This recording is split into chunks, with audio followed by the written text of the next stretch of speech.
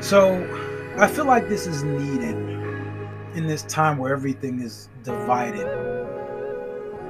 And it could somewhat solve, again, if somebody acts on this, could solve a lot of the societal problem that we have right now. And without me getting super political from a left, right, conservative, liberal standpoint, this is not that.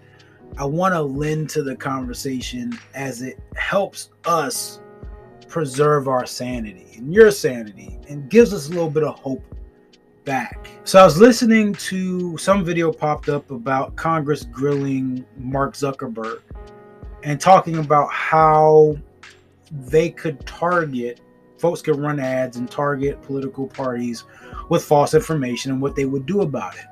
Just he was saying, well, there's no guarantee that they'll stop those particular posts. And we all know what happened, because if folks take down the post, and it's censorship. But if folks keep the posts up, then it's Facebook's fault for letting false information spread, and there's the alternative facts and all this stuff. Again, people start pointing fingers. There's no winner. There's no winner. Never. And so to me, it's very much like a bad relationship where couples will go back and forth and try to see who is the winner. Somebody has to win and somebody has to lose. And if you know anything about like marriage and relationships, you know that there's never a winner and there is never a loser.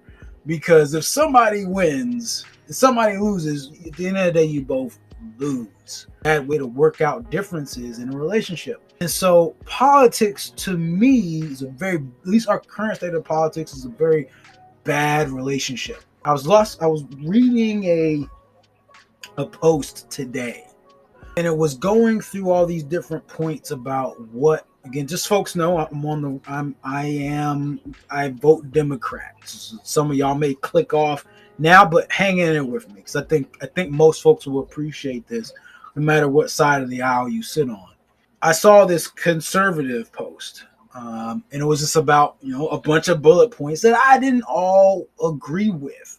And so it pulled this natural, angst, hate, anger, frustration out of me.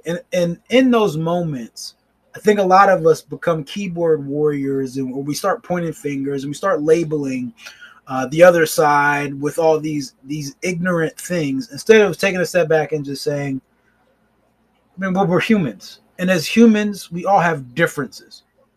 We all have things that we want. So instead of me maybe judging based off the bullet points, maybe it's just trying to understand the core of what that person wanted. And I remember looking through it, and part of my angst was not understanding really what the things they brought up, like what the person actually wanted and how they were going to accomplish it. And I think that was part of the frustration. Was, I think at the end of the day, we all want the same thing. And so that brings us back to this idea of having a good relationship. Is any goal for a successful marriage is you just want folks to be, you want to be happy. You want to thrive. You want to feel secure. You want to feel safe. You want to have hope for a future. You want to feel like there's progress and growth. The only way to do that when there's a disagreement is not about seeing who's right and who's wrong, to come together and actually find a way to get to a solution and go from there. Because both people bring something to the table, a different experience, a different view, a different skill. And so instead of saying who's right and who's wrong, it's, I feel this way, you feel this way. How can we get in alignment to get the thing that ultimately we both want? How can we compromise where we can get something of what we both want? So politics has become too much of this thing of this side is wrong, this side is right, and that's it. Instead of us getting back to just common sense, what decent human people do. Just how do we find a solution? Because on a day-to-day, I guarantee you, if I meet somebody on the street and there's a problem, for the most part, we don't point to see who's right and who's wrong. We try to find a solution. So how does this apply to you personally? Because that's usually what these mindset moments are about.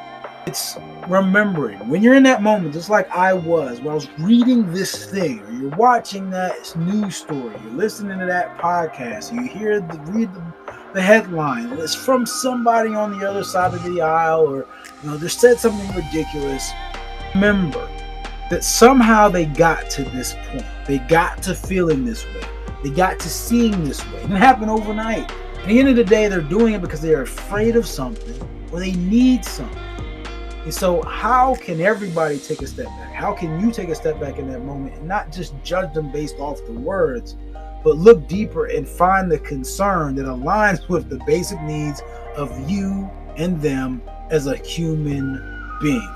Most importantly, what can you do to maybe help them?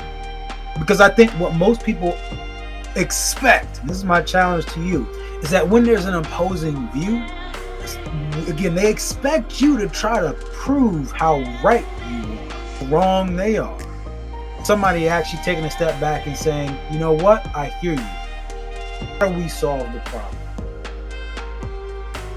I think you'll catch some folks off guard, and you'll elevate yourself to another level as a leader, and you also protect just a little bit of your sanity.